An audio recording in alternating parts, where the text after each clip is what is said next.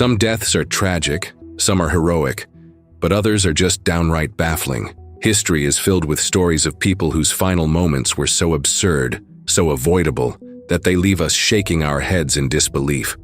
From fatal overconfidence to catastrophically bad decisions, these 15 individuals didn't just meet their end. They did it in ways that defy all logic. It was a quiet Saturday evening on December 6, 2009. In the small town of Konotop, Ukraine, Vladimir Lakos, a 25-year-old chemistry student, sat at his computer in his home while his parents were nearby, enjoying a peaceful evening. From a young age, Vladimir had been fascinated by science, particularly math, physics, and chemistry. His passion led him to study at a regional branch of the Kiev Polytechnic Institute, one of Ukraine's most prestigious technical universities. Vladimir had a peculiar habit. He liked to chew gum with a twist. He would regularly dip his gum in citric acid to enhance and prolong its flavor. It was something he did so often that it had become second nature to him. His friends and classmates knew him as a quiet, level-headed young man who spent most of his free time experimenting with various chemicals and even making homemade firecrackers. That fateful night, as Vladimir sat at his computer, he reached for what he thought was his usual citric acid to dip his gum into. However, on his table were two containers, one with citric acid and another containing an explosive powder he had been working with for his studies. In the dim light, or perhaps out of habit, Vladimir made a devastating mistake. He dipped his gum into the wrong container. Suddenly, a deafening explosion shattered the evening silence. The sound was so loud it echoed throughout the house. Vladimir's mother, hearing the blast, rushed to her son's room. What she found was a scene of horror. Vladimir lying on the floor, his face bloodied and disfigured. The explosion had blown off his entire jaw and most of the lower part of his face. When police arrived, they found approximately 3.5 ounces, 100 grams, of the explosive powder on Vladimir's work table. The substance looked remarkably similar to citric acid, but was actually an unidentified explosive compound. The scene was so disturbing that even seasoned police officers were shaken. Police spokeswoman Elvira Biganova later stated that it was an accident anyone could have made. A bomb squad was called to the scene, but the powder was deemed too volatile to move and had to be neutralized on site. Emergency services tried desperately to save Vladimir, but his injuries were too severe. He was pronounced dead at the scene. The investigation revealed that the explosive powder was approximately 4 times more powerful than TNT. Vladimir had unknowingly created a bomb in his own mouth. Local experts would later confirm that the substance he had mistakenly used was indeed a highly volatile explosive, far more dangerous than anyone could have anticipated. Vladimir's death sent shockwaves through the quiet town of Konotop. His friends remembered him as a brilliant student who was deeply passionate about his studies. He had just finished his semester exams and was home for the holidays. Irina Lisovskaya, deputy dean of the chemical engineering faculty, responded to the report saying, "He got an A in chemistry, but his grades in other subjects were average." Yes, Vladimir was not a poor student, but they don't teach how to make bombs at KPI. Vladimir Lakos's death serves as a stark reminder of how even the most mundane habits can turn deadly when combined with dangerous substances.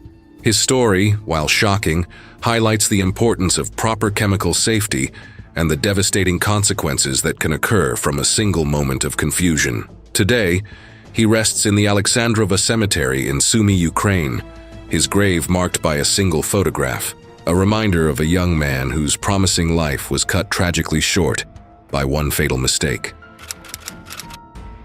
It was September 28, 1567, in the picturesque town of Braunau am Inn, Austria. Hans Steininger was no ordinary man. He was the town's burgomaster, what we'd call a mayor today, and he had been elected to this position 6 times in a row. But what made Hans truly remarkable wasn't his political career, it was his beard. This wasn't just any beard. It was an extraordinary 4.5-foot-long masterpiece that had become his trademark. On a typical day, Hans would carefully roll up his massive beard and tuck it safely into his pocket before going about his business. He was well loved by the townspeople, known for his leadership and, of course, that magnificent facial hair that trailed behind him when unleashed. But on this particular evening, a series of events would unfold that would turn his pride and joy into an instrument of death. The trouble began when a fire broke out in the town. As the burgomaster, Hans felt duty-bound to help coordinate the emergency response. In his haste to assist his fellow townspeople, he made a fatal mistake. He forgot to roll up and secure his beard. As panic spread through the streets and smoke filled the air, Hans rushed to help, but fate had other plans. As he hurried down a flight of stairs, something went terribly wrong. His own foot landed on his trailing beard, and in an instant the pride of Braunau am Inn became his downfall. Literally, Hans tumbled down the stairs, and in the process his neck snapped. The man who had led the town through 6 terms as burgomaster was killed by his own facial hair. The town was shocked by the bizarre nature of their beloved leader's death. But Hans Steininger's story didn't end there. Before his burial, his famous beard was carefully cut off and preserved. It became a treasured artifact, passed down through generations of his family like some sort of peculiar heirloom. Can you imagine growing up and having your father hand you a 4-foot-long disembodied beard saying, "Son, this is yours now. Take good care of it"? Eventually, in 1919, someone in the family finally decided enough was enough and donated the beard to the town. Today, more than 450 years after Hans Steininger's death, you can still see his legendary beard on display at the District Museum Herzogsburg. In Braunau, the town also honors his memory with a large stone relief carving on the site of St. Stephen's Church, showing Hans with his infamous beard flowing down past his feet. The story of Hans Steininger serves as a bizarre reminder of how the very thing that makes us famous can sometimes be our undoing. His death might seem almost comical today, but it's also a testament to how even the most mundane things, like forgetting to tuck away your beard, can have fatal consequences. In Braunau am Inn, they've chosen to celebrate this unusual piece of their history, even offering tours led by Steininger reenactors wearing flowing fake beards, though presumably they're careful on the stairs. Today, visitors to Braunau can still see both the stone relief of Hans and his preserved beard, reminders of the man who quite literally died for his facial hair. It's probably the only case in history where a beard turned from fashion statement to murder weapon, making Hans Steininger's death one of the most bizarre endings in human history. It was January 14, 2013 in Cantonment, Florida. James Campbell, a 68-year-old Vietnam veteran, had lived in the area for most of his life. He was well-known and well-liked, a loyal friend and family man with a simple life. But on this particular day, a series of mundane events would lead to one of the most bizarre deaths ever recorded in Florida's history. James and his wife, 56-year-old Iris Fortner, were returning home in their 1995 Chevrolet van. It was a routine they'd done countless times before. Pull up to their driveway, open the metal gates, and park the van. The couple also had a large boxer bulldog, a beloved pet that would unknowingly become an instrument of death. As they approached their home, James stepped out of the passenger side to open the metal gates, allowing the vehicle to enter. Iris remained in the driver's seat, ready to back the van into the driveway once the gates were open. As James walked towards the gates, Iris opened her door to check on his position. That's when everything went horribly wrong. Their dog, curious and excited, saw its opportunity. The large boxer jumped into the front seat, and in a freak accident that nobody could have predicted, landed right on the accelerator pedal. The van, which was in reverse gear, suddenly surged backward. Iris, caught completely off guard, desperately tried to stop the vehicle. She reached for the brake, but it was too late. The van backed into James, trapping him under its wheels. Emergency services were called immediately. Escambia County paramedics arrived quickly, but there was nothing they could do. James Campbell was pronounced dead at the scene. The impact had been severe, and despite Iris's frantic efforts, the accident was unavoidable. The Florida Highway Patrol conducted an investigation into the incident. The sequence of events seemed almost too bizarre to be true. A man killed by his own dog accidentally pressing the accelerator. Yet the evidence was clear. James had exited the van to open the gates. Iris had opened the door to check on his position, and their dog had jumped into the driver's seat, inadvertently pressing the accelerator. Local news outlets covered the story extensively. Neighbors and friends expressed their condolences, sharing their grief and disbelief. Many described James, affectionately known as Bo, as a good friend and a devoted family man. He was a graduate of Tate High School and a veteran who had served his country in Vietnam, only to meet his end in such an unbelievable way. Despite the overwhelming support, there were whispers of suspicion. Some questioned the probability of such an accident, suggesting there might be more to the story. However, the official reports and eyewitness accounts left little room for doubt. It was simply a tragic accident, a series of unfortunate events that led to the loss of a beloved community member. The dog, who had unintentionally caused the accident, remained with Iris. The boxer bulldog wasn't blamed for its actions. It had acted out of excitement and curiosity, with no way of understanding the consequences of its actions. Iris suffered minor injuries but was not charged with any wrongdoing. She was left to cope with the loss of her husband in what must be one of the most bizarre accidents in Florida's history. Today, James Campbell's death serves as a reminder of how unpredictable life can be. In a matter of seconds, a routine activity, a beloved pet, and a simple check on someone's position combine to create a perfect storm of tragedy. It's the kind of death that makes you realize sometimes the most dangerous moments aren't the ones we prepare for. They're the ordinary ones we never see coming. It was April 1988 at the Franklin County Sports Parachute Center in North Carolina.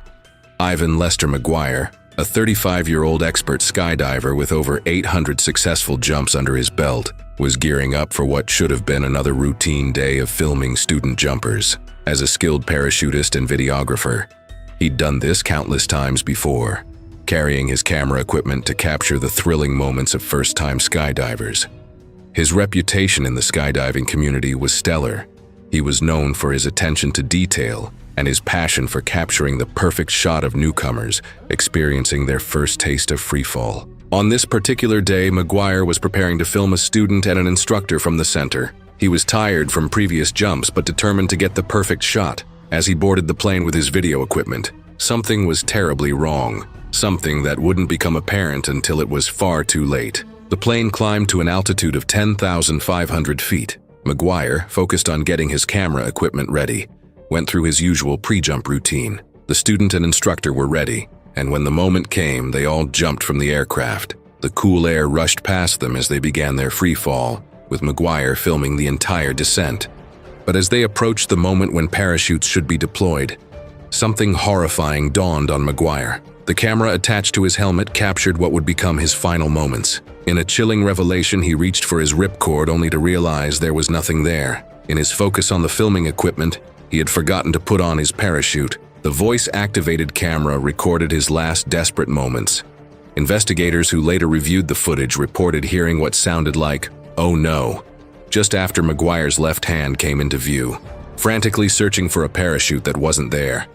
The camera continued recording as the ground approached at 150 miles per hour, capturing Maguire's final descent. The Federal Aviation Administration launched an investigation into the incident, particularly focusing on whether pilot Mark Luman had checked if Maguire was wearing a parachute before takeoff. FAA Inspector Walter Rigsby pointed to Regulation Number 105, which clearly stated that no one may jump unless the pilot checks their parachute. But somehow, on this day, an experienced skydiver had boarded a plane without the most crucial piece of equipment. Investigators believe that Maguire's fatal mistake might have been due to fatigue or his preoccupation with the video equipment. The weight of his camera gear, similar to that of a packed parachute, might have fooled him into thinking he was properly equipped. Nancy Fayard, the wife of the parachute center's owner, later stated, "No one was aware that he got on the plane without a parachute. Of course, no one knew or they would have stopped him." The investigation ruled out suicide, concluding this was simply a tragic accident, a momentary lapse in judgment that cost Maguire his life. His body was found about 1.5 miles from the airfield he had taken off from, a grim reminder of how even the most experienced professionals can make fatal mistakes. Maguire's death sent shockwaves through the skydiving community. Here was a man who had completed hundreds of successful jumps, who knew every safety protocol by heart, yet had somehow forgotten the most basic and essential piece of equipment. It was a stark reminder that no matter how routine something becomes, one moment of distraction can have devastating consequences. The incident led to significant changes in pre-jump protocols across the country. Many skydiving centers implemented mandatory equipment checklists and buddy systems where jumpers would cross-check each other's gear before boarding. The tragedy also sparked discussions about the dangers of complacency in high-risk activities. and the importance of maintaining focus regardless of experience level. Today, Ivan Maguire's story serves as a sobering lesson in skydiving schools across the country. His death led to stricter pre-jump safety checks and a renewed emphasis on the importance of following basic safety protocols, no matter how experienced the jumper might be. In the end, Maguire's final jump became a tragic reminder that in skydiving, as in life, there are some mistakes you only get to make once. It was 2010 in Sydney, Australia. Sam Ballard, a 19-year-old rugby player with a promising future ahead of him, was hanging out at his friend Jimmy Galvin's house. The group of friends were having what they called a red wine appreciation night, trying to act mature as they sipped their drinks on the patio. But one simple dare would transform this ordinary evening into the beginning of a tragic 8-year nightmare. As the friends chatted and drank, a garden slug crawled across the concrete patio. Someone at the gathering posed what seemed like a harmless question. Should I eat it? Before anyone could really think it through, Sam, young and fearless, picked up the slug and swallowed it. The friends laughed it off, and the night continued as normal. None of them could have imagined that this split-second decision would lead to devastating consequences. A few days later, Sam started feeling strange. He complained of severe pain in his legs, followed by bouts of vomiting and dizziness. His mother, Katie Ballard, initially worried that he might have multiple sclerosis, a condition that had affected his father.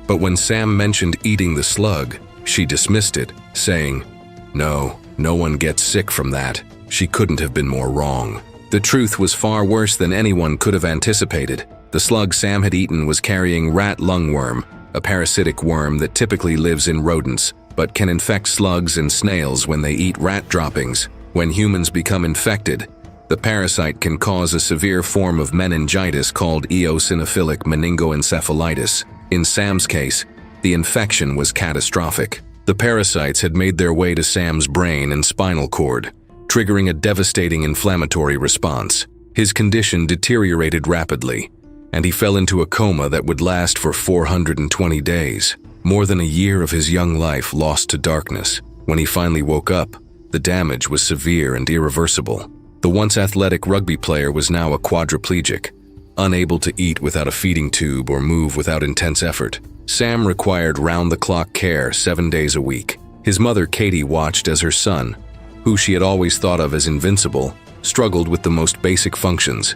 He couldn't regulate his body temperature, suffered from seizures, and needed help with everything from eating to using the bathroom. The National Disability Insurance Scheme initially supported Sam with a $492,000 care package, but this was later slashed to just $135,000, though public outcry helped restore the funding. Despite the tragedy, Sam's friends never abandoned him. They called themselves Team Ballard and regularly visited, helping him watch rugby matches and occasionally sneaking him a taste of beer when his mother wasn't looking. Jimmy Galvin, the friend who hosted that fateful night, carried the weight of that evening heavily.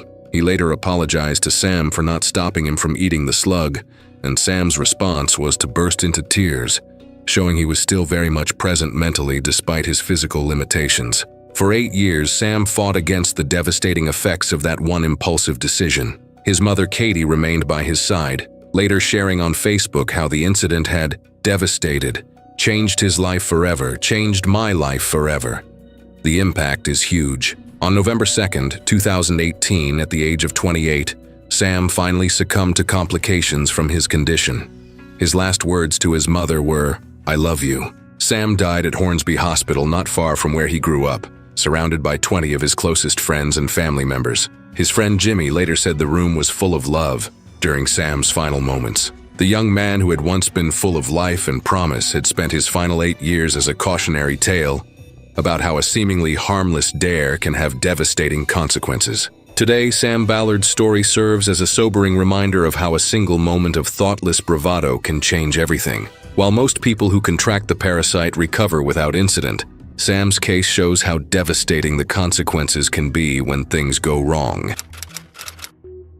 It was 1995 in Poland, and a tragic and bizarre event occurred that left the entire country stunned. Kristoff Azninsky, a 30-year-old farmer, lost his life in a shocking attempt to prove his manliness. Kristoff was known in his village as a strong and hardworking man. He spent most of his days tending to his farm, doing the tough physical labor that defined his life. Like many men in his community, Kristoff enjoyed spending his evenings with friends, sharing drinks and talking about life. On one cold winter night, what began as a normal gathering among friends turned into something much darker. That evening, Kristoff and his friends met in a small barn on his property. The group was drinking heavily, and as the night wore on, their conversation took a dangerous turn. It wasn't unusual for them to play what they called men's games, but these games were far from harmless. They were competitive, risky, and fueled by a need to prove who was the toughest among them. The night started with the men hitting each other on the head with frozen turnips. It was painful, but in their minds it was a test of strength and endurance. Laughter echoed through the barn, but underneath it there was a tension, a silent competition that no one wanted to lose. They were driven by pride, each man trying to show he could take more pain than the others. But things took a terrifying turn when one of Kristoff's friends decided to up the stakes. He grabbed a chainsaw that had been lying around and, in a shocking move, cut off the end of his own foot. The barn fell silent as the reality of what he had done sank in. Blood poured from his wound, but instead of stopping the madness, it seemed to urge the others to do more. Kristoff, feeling the pressure not to be outdone, made a decision that would cost him his life. In his drunken state, he believed he had to prove that he was even tougher than his friend. He took the chainsaw, looked at his friends and shouted, "Watch this then." With those words, he swung the chainsaw at his own head. The scene that followed was horrifying. The chainsaw cut through Kristoff's neck, severing his head from his body. He died instantly, his body collapsing to the ground as his friends watched in shock and disbelief. The reality of what had just happened hit them hard. Their friend was dead, and nothing could bring him back. The news of Kristoff Azninsky's death quickly spread beyond the village. People couldn't believe the lengths he had gone to in order to prove his manhood. It wasn't long before his story was included in a study published in the British Medical Journal. This study looked at people who had died in foolish ways and found that the majority were men. The researchers suggested that men are often more willing to take unnecessary risks to prove themselves, especially when alcohol is involved. Kristoff's death was also mentioned in connection with the Darwin Awards, a darkly humorous honor given to people who die in the most foolish ways, effectively removing themselves from the gene pool. His story stood out as one of the most extreme examples of toxic masculinity and the deadly consequences it can have. Looking back at what happened that night, it's impossible not to wonder what could have been different. What if Kristoff and his friends hadn't been drinking so much? What if someone had stopped the games before they got out of hand? In the end, no amount of pride is worth the cost of a life.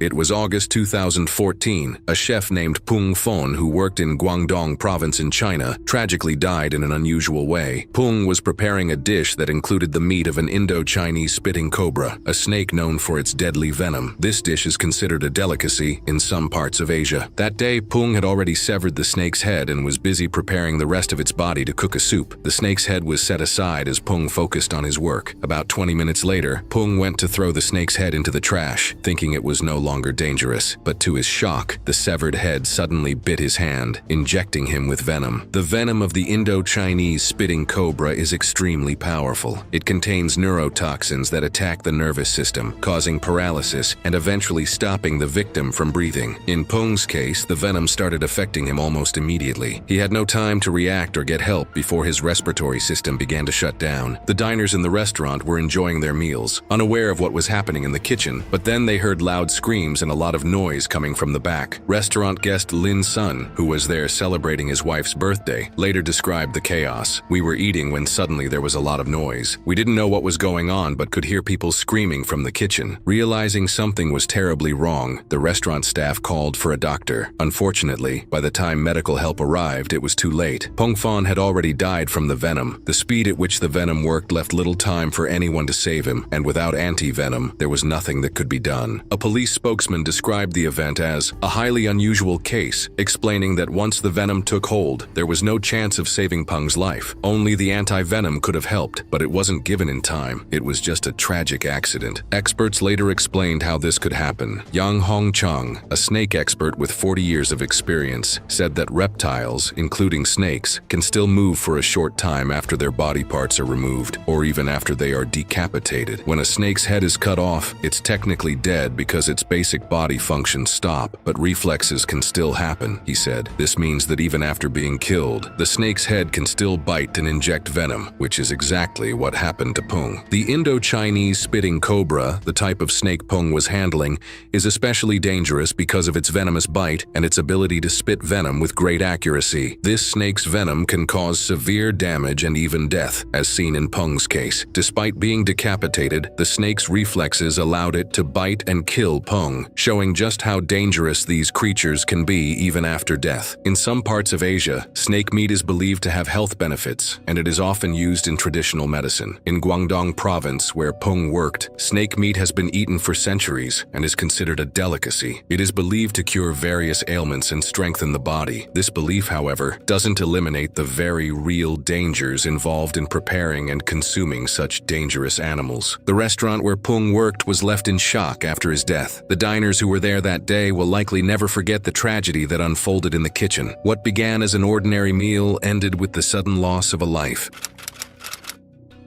It was May 15, 2011, in Brisbane, Australia, and 20-year-old Acton Beale was returning home after a night out with friends. The internet craze of planking was sweeping social networking sites, and Acton, like many young people, had embraced the trend. Planking involved lying face down in unusual or risky places while someone took a photo to share online. The more dangerous the location, the more attention the photo would receive. That night, as Acton arrived at his apartment building, he decided to attempt a daring plank on the balcony railing of his 7th floor unit. The railing was only 2 inches wide, making it an extremely precarious perch. His friend watched as Acton positioned himself for the stunt. As he attempted to lie down on the narrow railing, Acton suddenly lost his balance. In a horrifying moment, he plummeted 7 stories to the ground below. The fall was devastating and immediate. Emergency services rushed to the scene, and paramedics worked desperately to revive him for 20 minutes, but their efforts were in vain. Acton was pronounced dead at the scene. Deputy Police Commissioner Ross Barnett later confirmed that Acton had been drinking before the accident, which likely impaired his judgment and balance. In some circumstances, planking can be fairly harmless, Barnett explained to reporters. But once you start taking it up 7 stories, or on top of a set of traffic lights, or on a set of railway lines, or on a bridge, it's putting a person in significant danger. The news of Acton's death spread quickly, shocking both the local community and the online world. Australian Prime Minister Julia Gillard even addressed the tragedy, urging people to consider safety first. Everybody likes a bit of fun, but focus has to be on keeping yourself safe first. On social media, reactions were mixed. Some expressed genuine sorrow for the loss of a young life, while others continued to post their own planking photos, seemingly undeterred by the risks. The Planking Australia Facebook page, which had about 55,000 followers before the incident, saw its membership surge to over 87,000 in the days following Acton's death. One Facebook user wrote in response to the tragedy, "One life has been lost because of this. Think of what could happen if it went wrong." But others seemed to view Acton's death as a challenge rather than a warning, with some users encouraging even more extreme planking stunts. The incident came just days after Queensland Police had charged a man for planking on a police car in Gladstone. At that time, they had issued their first warning about the dangers of the trend, particularly when performed in risky locations. Now their worst fears had been realized. Sam Weckert, the founder of the Planking Facebook group, issued a statement following Acton's death. "Planking was started as a fun and quirky pastime, and while we have no control over the actions of others, we'd like to encourage any members of the planking group and the general public to undertake this in a safe and responsible fashion." For Acton's family and friends, the tragedy was devastating. What had begun as a night out ended in an unimaginable loss. His death highlighted the dangerous influence of social media trends that encourage increasingly risky behavior for the sake of likes and attention. In the weeks that followed, authorities across Australia increased their warnings about dangerous planking, but the trend continued to spread globally. Acton Beale became known as the first victim of a social media craze that valued viral fame over personal safety. The legacy of Acton's death serves as a sobering reminder of how quickly a moment of thrill-seeking can turn fatal. As one police officer put it, "Ultimately, is it worth life in a wheelchair to take a funny photo to impress somebody you don't know on the internet?"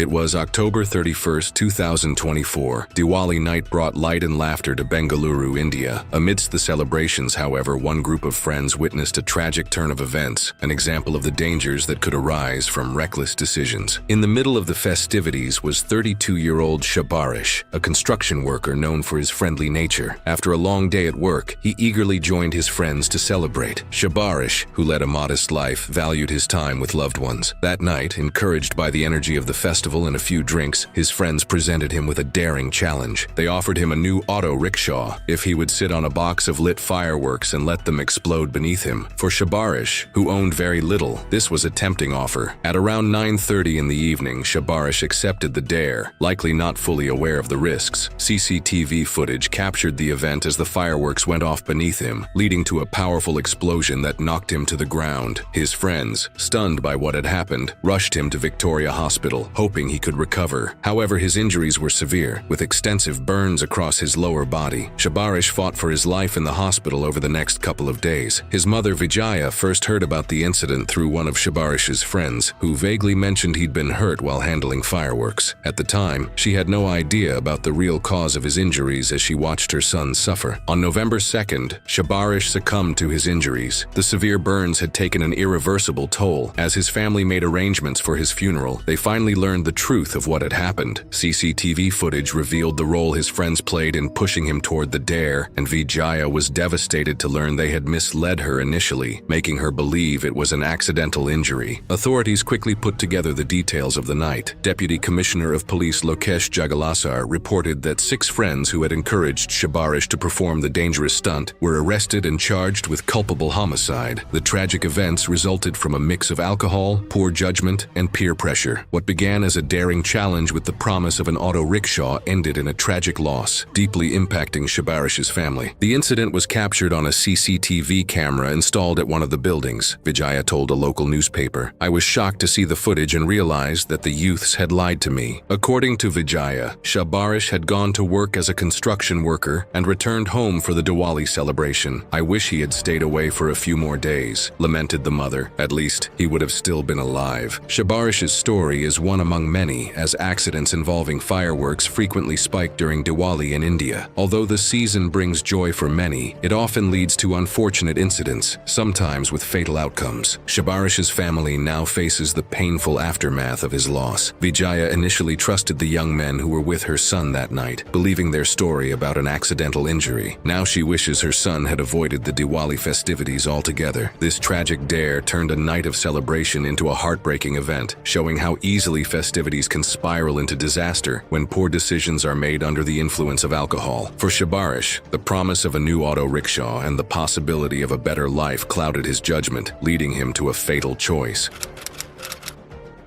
It was March 18, 2018, in Tempe, Arizona. The evening was clear as 49-year-old Elaine Hertzberg crossed a 4-lane road with her bicycle. At 9:58 p.m., the unthinkable happened. An Uber test vehicle operating independently in autonomous mode struck Elaine at 39 miles per hour. She died from the impact immediately. Countless and lengthy investigations were carried out to understand what went wrong. The U.S. National Transportation Safety Board, together with local police, searched for details of the crash that occurred on that fateful evening. All their findings pointed to human error as the primary cause. Rafaela Vasquez was in the driver's seat and was supposed to watch the vehicle as a human safety driver. However, investigations later revealed that Vasquez was not paying full attention to the road at the time of the accident. Dashcam footage released by the police showed Vasquez looking down for several seconds while the car was traveling at 39 miles per hour. She had been streaming an episode of the television show, The Voice. Despite this, Vasquez pleaded not guilty to any charges related to the accident and was released to await trial. Further complicating the situation, records from the streaming service Hulu indicated that Vasquez's device had been streaming that particular show at the time of the crash. Additionally, the autonomous vehicle itself had shortcomings. Its automatic systems failed to recognize Elaine and her bicycle as a potential threat that could lead to a collision, a critical malfunction in a technology designed to prevent such incidents. Adding to the concerns, just Just days before the accident, an employee had already raised issues with the vehicle's safety to the company's leaders. The employee expressed worries that the vehicles were frequently involved in accidents and questioned whether the operators, like Vasquez, were adequately trained to handle these advanced systems. These warnings, however, did not lead to any immediate action, and sadly, the fatal crash occurred, raising serious questions about the overall safety and reliability of autonomous vehicles. The police report issued in June 2018 concluded that the fatal collision could have been entirely avoidable if Vasquez had been monitoring the road. This incident sparked discussions about the safety protocols for autonomous vehicles and the crucial role that human operators play in ensuring these technologies do not pose a risk to public safety. After the incident, the state of Arizona took decisive action by suspending Uber's ability to test self-driving cars on its public roads. This move reflected growing concerns about the safety of autonomous vehicles. In response to the suspension and ongoing safety concerns, Uber ended all its autonomous vehicle tests in Arizona. However, Uber later managed to regain permission to conduct these tests in California, starting earlier in 2020, signaling a cautious continuation of their development of this technology. In July 2023, Rafaela Vasquez pleaded guilty to endangerment. This plea was a key moment in history, as it was the first time a crash involving a fully autonomous car resulted in a criminal conviction. Rafaela initially told police that she hadn't seen Elaine before the crash, claiming that Elaine came out of nowhere on a dark street in Tempe. Initially charged with negligent homicide, Rafaela eventually reached a plea agreement with prosecutors. The judge overseeing the case accepted Rafaela's plea and sentenced her to 3 years of supervised probation. Elaine Hertzberg's death marked a turning point in the development of autonomous vehicles, forcing companies to reconsider their safety protocols and the public to question the readiness of this technology for our roads. It was March 27, 2009 in Long Beach, California. The morning air carried that distinctive mix of salt and diesel that's familiar to anyone who spends time at sea. For Jeff Twaddle, a 54-year-old deckhand with weathered hands and a quick smile, it was just another day aboard the charter boat Gale Force. But this ordinary Friday would end in one of the most bizarre tragedies the local maritime community had ever witnessed. The Gale Force, a 55-foot vessel captained by Dan Salas, had been chartered by the Los Angeles Unified School District for an educational fishing trip. About 20 elementary school students boarded that morning, their excited voices filling the air as the boat pulled away from Rainbow Harbor. These trips were routine, a chance for city kids to experience the ocean, learn about marine life, and try their hand at fishing along the breakwater. Jeff had been working on charter boats for years. With his friendly demeanor and patient nature, he was particularly good with children. He knew how to ease their fears about handling bait, how to help them cast their lines, and most importantly, how to make them laugh. That ability to entertain was a valuable skill on a boat full of young students, some of whom had never been on the water before. As the morning progressed and the fishing began in earnest, Jeff moved about the deck, assisting students and keeping spirits high. The fish weren't biting particularly well that day, and some of the children were growing restless. That's when Jeff decided to perform a little trick, something he'd probably done before to amuse passengers. In a fateful moment that would prove catastrophically misjudged, Jeff grabbed a bait fish from the bucket and, with a playful flourish, popped it into his mouth. It was meant to be a silly gag, something to make the kids giggle and refocus their attention. But within seconds, the situation turned dire. The fish became lodged in his throat, blocking his airway completely. The children watched in confusion, then horror, as Jeff's expression changed from playful to panicked. He began to choke, his face reddening as he struggled for breath. The other crew members quickly realized something was terribly wrong and rushed to his aid. Jeff collapsed on the deck as his colleagues desperately tried to dislodge the fish from his throat. It sounds like he was trying to be light-hearted and make the students laugh when he put the fish in his mouth. Long Beach Fire Department Battalion Chief Frank Hayes would later tell reporters, his voice somber as he recounted the tragedy. Despite frantic efforts to perform CPR, Jeff remained unresponsive. The boat made an emergency return to the harbor where paramedics were waiting, but by then, precious minutes had elapsed. Jeff was rushed to St. Mary Medical Center, but doctors couldn't save him. He was pronounced dead at 1:15 p.m., less than 2 hours after his playful stunt had gone so horribly wrong. The Los Angeles County coroner later confirmed what witnesses already knew. Jeff had died from aspiration of fish, a cause of death so unusual that it made headlines across the country and even internationally. Captain Salas, visibly shaken by the loss of his crew member, told the press telegram it was a tragic freak accident that had left everyone aboard the gale force devastated. For the elementary school students who witnessed the incident, what should have been an educational adventure became a traumatic experience. The school district immediately sent notes home to parents explaining the tragic event and offered grief counseling for the children. Jeff Twaddle's death serves as a stark reminder of how quickly life can change, how a simple joke, a moment intended to bring joy, can unexpectedly turn fatal. 1 minute he was performing for laughing children. The next he was fighting for his last breath on the deck of the boat where he had spent so many days. In the annals of bizarre and unexpected deaths, Jeff's story stands out not just for its unusual nature, but for the ordinary circumstances in which it occurred. A regular day on the water, a simple attempt to entertain, and a fatal outcome that no one could have possibly predicted. It was April 2014 in St. Petersburg, Russia. The night air was crisp and cold, the kind that makes your breath visible in small clouds. Most people were tucked away in their homes, but 17-year-old Zhenya Ignatieva saw the darkness as an opportunity.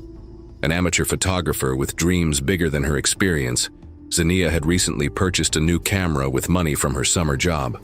Tonight, she was hunting for the perfect shot, one that would capture not just an image, but the thrill of danger itself. The railway bridge in the Krasnogvardaysky district stood like a steel giant against the night sky. Rising 30 feet above the concrete below, it was exactly the kind of dramatic setting Zhenya was looking for. She imagined the train tracks fading into darkness, creating a striking image that would impress her friends and followers. What she didn't realize was that this search for the perfect photo would cost her everything. Zhenya wasn't alone that night. Her friend Oksana Zhanova, also 17, had come along, though she didn't share Zhenya's passion for risky photography. While Zhenya began climbing the towering structure, Oksana stayed firmly on the ground, watching with a mixture of admiration and concern as her friend ascended higher and higher. She was always looking for the most dramatic shots, Zhenya's grandmother Olga would later tell reporters, her voice breaking with grief. She thought the bridge would make the perfect backdrop. This wasn't Zhenya's first dangerous climb. Like many thrill-seekers her age, she was part of a growing trend where young people scaled tall structures, rooftops, cranes, bridges, to capture breathtaking photos. The danger didn't scare her, it only made the experience more exciting, the resulting images more impressive. When Zhenya reached the top of the bridge, she carefully positioned herself, trying to capture the perfect angle. The city lights twinkled in the distance as she balanced precariously on the metal structure. But as she moved to take the selfie, something went terribly wrong. Whether it was a sudden gust of wind, a misstep, or simply the perilous position she was in, Zhenya lost her balance. In that heart-stopping moment, she realized she was falling. Instinctively, she reached out to grab something, anything, to stop her descent. Her hand caught a cable, but what should have been her salvation became her doom. The cable was live, carrying 1,500 volts of electricity through its metal core. The shock was immediate and devastating. The electricity surged through Zhenya's body, causing her muscles to seize and her grip to loosen. She fell 30 feet to the concrete below, the impact fatal. But the electric shock may have already caused severe damage before she even hit the ground. Oksana, still at the bottom of the bridge, witnessed the entire horrific incident. She watched helplessly as her friend fell, then ran to Zhenya's side, but it was too late. When emergency services arrived, alerted by a call about kids on the bridge, they found Oksana frozen in grief beside her friend's body. The police investigation revealed the tragic sequence of events. Zhenya had died pursuing what psychologist Martin Voigt would later describe as the perfect shot, a phenomenon increasingly common in the age of social media, where young people take greater and greater risks to capture attention-grabbing images. She died doing what she loved, her grandmother said, finding little comfort in the thought. But she was so young, she had her whole life ahead of her. Zhenya's death made headlines across Russia and beyond, becoming a cautionary tale about the dangers of extreme photography. Her story serves as a grim reminder of how quickly a moment of adventure can turn deadly. how the pursuit of the perfect selfie can lead to the ultimate sacrifice. In the end, Zhenya Ignatieva's passion for photography, once a source of joy and creativity, led to her tragic and untimely death, another victim of the deadly selfie game. It was September 23, 2017, at the Place Talgarth holiday complex near Machynlleth, Wales. Elizabeth Isherwood, a 60-year-old former policewoman from Wolverhampton, had just arrived for what should have been a relaxing week-long getaway. Known as Mary to her friends and family, she was visiting the timeshare one final time before the family sold their share. Little did she know that this vacation would end in one of the most horrifying and bizarre deaths imaginable. Elizabeth was fit and active for her age.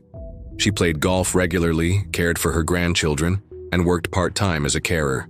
Her life had been full and varied. She'd been a police officer, a teacher, and even worked for the post office before moving to New Zealand for a decade. Now, back in the UK, she was enjoying her golden years surrounded by family. That first night at the holiday apartment, Elizabeth went to bed without even unpacking her suitcase. In the middle of the night, she got up to use the ensuite bathroom. What happened next was a tragic sequence of events that would lead to her death. In the darkness, disoriented and naked, Elizabeth mistakenly walked into the airing cupboard instead of back to her bedroom. The door closed behind her, and when she tried to open it, the door handle broke off in her hand. She was trapped in a space barely larger than a phone booth, with no light and no way to call for help. What followed was a desperate struggle for survival that lasted nearly 2 days. Using remarkable strength and determination, Elizabeth broke off a copper pipe inside the cupboard and used it as a tool to try to break through the walls. She managed to claw through brickwork and plaster, creating a hole almost large enough to escape through. She had made a hole big enough to climb through, her son Craig later explained, but didn't realize her way out was only blocked by a picture screwed to the other side of the wall. In a cruel twist of fate, the broken pipe began spraying cold water throughout the tiny cupboard. As Elizabeth continued her frantic efforts to escape, she became soaked. With no clothes and no way to dry off, hypothermia set in quickly. The very tool she was using to try to save herself was contributing to her death. Throughout her ordeal, Elizabeth's cries for help went unheard. A couple in a neighboring apartment later reported hearing banging noises, but assumed it was maintenance work. They had decided they would report it if it continued after 5 p.m. But the sounds stopped just after 5, likely when Elizabeth became too weak to continue. For a full week, no one knew anything was wrong. It was only when maintenance staff came to investigate a water leak that they made the grim discovery.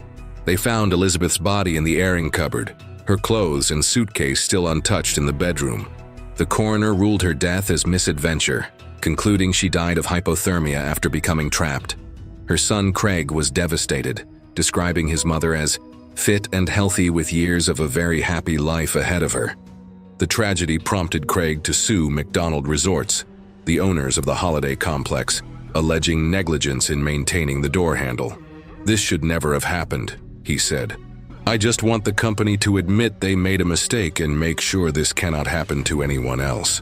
Elizabeth's story is a chilling reminder of how quickly an ordinary situation can turn deadly. A simple wrong turn in the night, a faulty door handle, and a series of unfortunate circumstances combined to create a nightmare scenario that ended in an unimaginable death, alone, cold, and trapped just inches away from freedom. It was January 27, 2018, at Nair Hospital in Mumbai, India. Rajesh Maru, a 32-year-old man from Lalbagh, had recently started a new job at a clothing shop in Parel. Today he wasn't at work, but was instead visiting the hospital to help his brother-in-law's mother, Laxmi Solanki, who needed an urgent MRI scan for suspected meningitis and pneumonia. What should have been a routine hospital visit would end in one of the most bizarre and preventable deaths you'll ever hear about.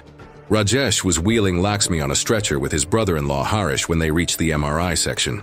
Anyone who's ever had an MRI knows the strict rules. No metal objects allowed. These machines use powerful magnets, thousands of times stronger than your refrigerator magnet, that can turn even small metal items into deadly projectiles. That's why there are multiple warning signs, metal detectors, and screening procedures. But here's where things went catastrophically wrong. As they approached the MRI room, ward boy Vithal Chavan asked Rajesh to carry an oxygen cylinder inside. Yes, you heard that right. A metal oxygen cylinder into a room with one of the most powerful magnets on Earth. When Rajesh hesitated, Chavan reassured him that this was routine work and claimed the machine was switched off. It was a fatal lie. The moment Rajesh stepped into the room with the cylinder, the MRI machine's powerful magnet activated like a giant invisible hand, yanking the metal cylinder with incredible force. Rajesh, still holding on to the cylinder, was violently pulled along with it. The force was so strong that his hand became trapped between the cylinder and the machine. Police would later explain how the magnetic waves sucked in the cylinder, dragging Maru along with it due to his proximity to the trolley. In the chaos that followed, the cylinder's flow meter broke, causing liquid oxygen to leak directly onto Rajesh's face. His brother-in-law and the ward boy desperately tried to free him, but the magnetic pull was too powerful. During the struggle, Rajesh's left index finger was severed. By the time they managed to pull him away from the machine, Rajesh had inhaled a fatal amount of liquid oxygen. He was rushed to the trauma center, but it was too late. By the time they reached the emergency ward, he was already dead. What makes this death so mind-bogglingly stupid is that it was entirely preventable. The MRI room had multiple warning signs about magnetic fields, prohibited items, and restricted entry. The ward boy, who should have known better, gave dangerously incorrect information. The doctor on duty failed to supervise properly, and the metal door to the MRI room, which should have been closed, was wide open. Rajesh's relatives later lamented that while the ward boy's permission to carry the oxygen cylinder was the initial mistake, the tragedy could have been prevented if the metal door had been properly secured. In the aftermath, 3 people were arrested: Dr. Saurabh Lanjakar, ward boy Vithal Chavan, and attendant Sunita Survey, all charged with causing death by negligence. The hospital's MRI machine was shut down pending investigation, and the state government announced compensation of 500,000 rupees, or about $7,870 for Rajesh's family. To add insult to injury, Rajesh's severed finger remained stuck in the MRI machine for nearly 18 months before his family could retrieve it for proper funeral rites. Rajesh Maru's death stands as a stark reminder of how quickly things can go wrong when basic safety protocols are ignored. A perfect storm of negligence, misinformation, and physics that led to one of the dumbest and most preventable deaths in medical history. It was September 24, 1980, and Led Zeppelin's powerhouse drummer John Bonham was preparing for the band's upcoming North American tour.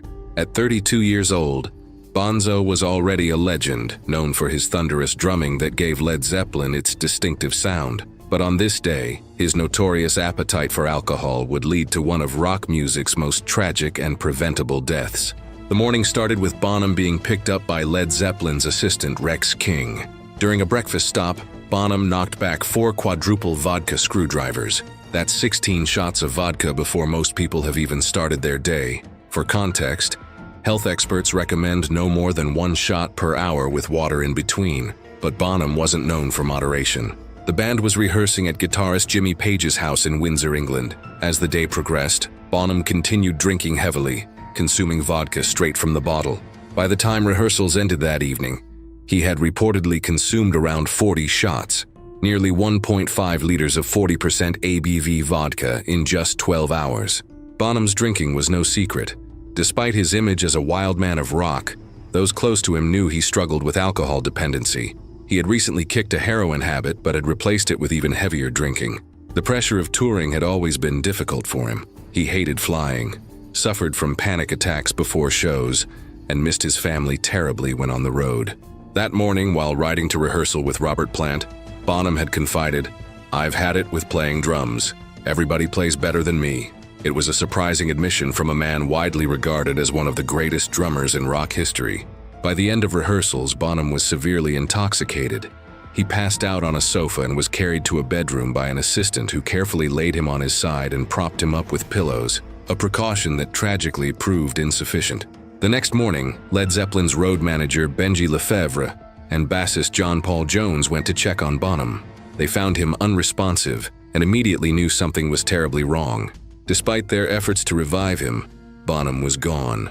The autopsy revealed the cause of death: Pulmonary aspiration. In simple terms, Bonham had vomited in his sleep and choked on it. His body had begun rejecting the massive amount of alcohol, but in his unconscious state, he couldn't turn over or clear his airway. It was a slow, silent death that might have been prevented had someone stayed with him throughout the night. What makes Bonham's death particularly senseless is how avoidable it was. His bandmates were well aware of his drinking problem. Earlier that year, during a European tour, he had shown signs of fatigue and had been taken ill during a show in Nuremberg. The warning signs were there, but the rock and roll lifestyle normalized such excessive behavior. In the aftermath, Led Zeppelin made the decision not to continue without their drummer.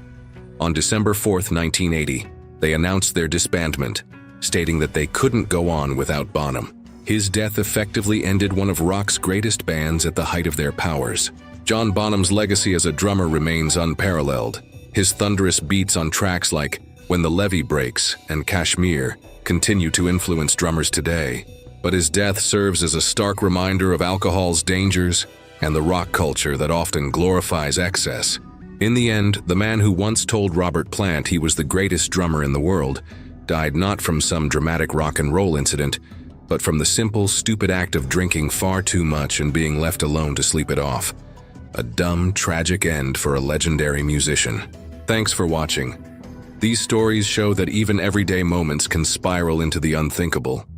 Click here for more unbelievable tales where one bad decision led to a fatal twist.